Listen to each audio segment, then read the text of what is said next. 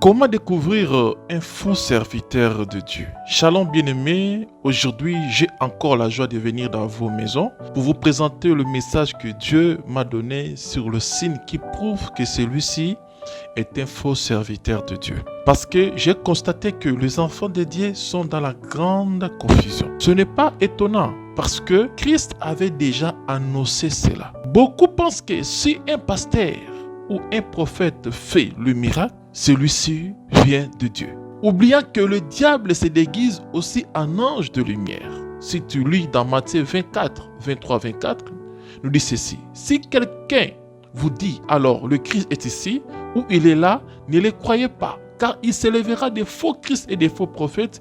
Ils feront des grands prodiges et des miracles au point de séduire, s'ils étaient possibles, même les élus de Dieu. Matthieu 24, 23-24. Donc, c'est une réalité bien-aimée de Dieu. Le temps que nous traversons, c'est très compliqué.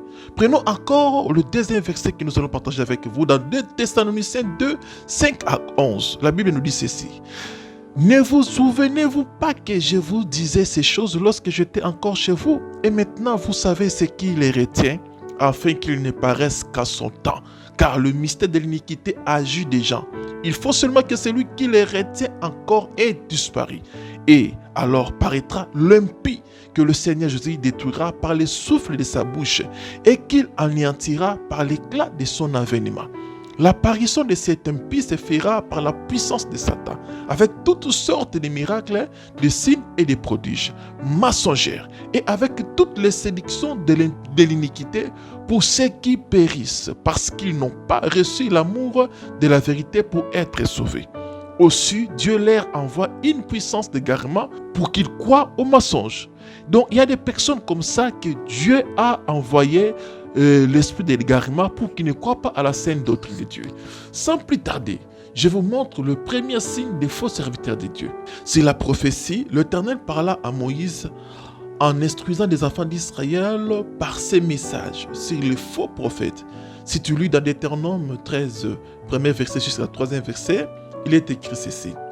S'il s'élève au milieu de toi un prophète ou un songueur qui t'annonce un signe ou un prodige et qu'il y ait accomplissement du signe ou du prodige dont il t'a parlé en disant « Allons après d'autres dieux, de dieux que tu ne connais point, et servons-les. » Tu n'écouteras pas les paroles de ces prophètes ou de ces songueurs, car c'est l'Éternel votre Dieu qui vous met à l'épreuve pour savoir si vous aimez l'Éternel votre Dieu de tout votre cœur et de toute votre âme. Dieu peut te mettre à l'épreuve pour voir si réellement tu gardes dans ton cœur l'amour ou la parole de Dieu.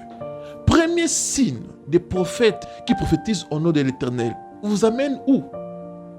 Par là, la Bible nous dévoile le comportement d'un faux serviteur de Dieu, malgré le miracle ou la prophétie. Ce qui compte, c'est son état d'âme.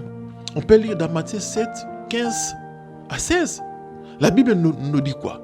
Gardez-vous des faux prophètes. Ils viennent à vous en vêtements de brebis, mais au-dedans, ce sont de loups gravisseurs. Vous les reconnaîtrez à leurs fruits. Vous les reconnaîtrez en quoi?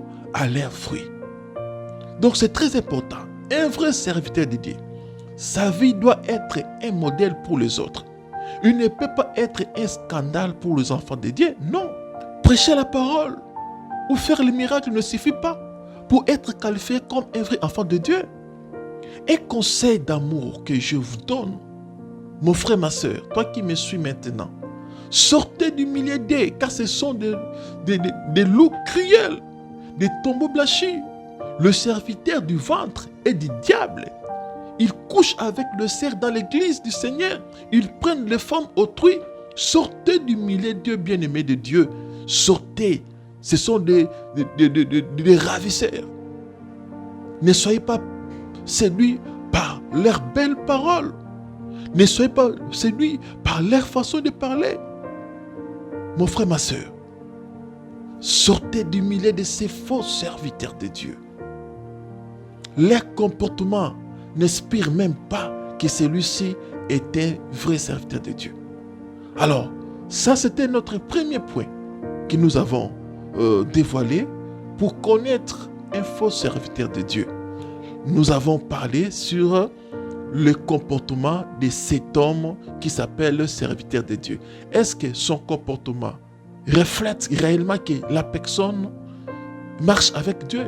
Parce que son comportement, normalement, devrait pousser les enfants de Dieu vers Christ. Alors, si un serviteur de Dieu qui prêche la parole de Dieu, malgré le miracle qu'il fait, et que sa vie ne correspond pas avec la parole de Dieu, c'est un aventurier, c'est un envoyé du diable. Et le conseil que je vous ai donné, simple conseil, c'est de sortir au milieu de ces hommes-là.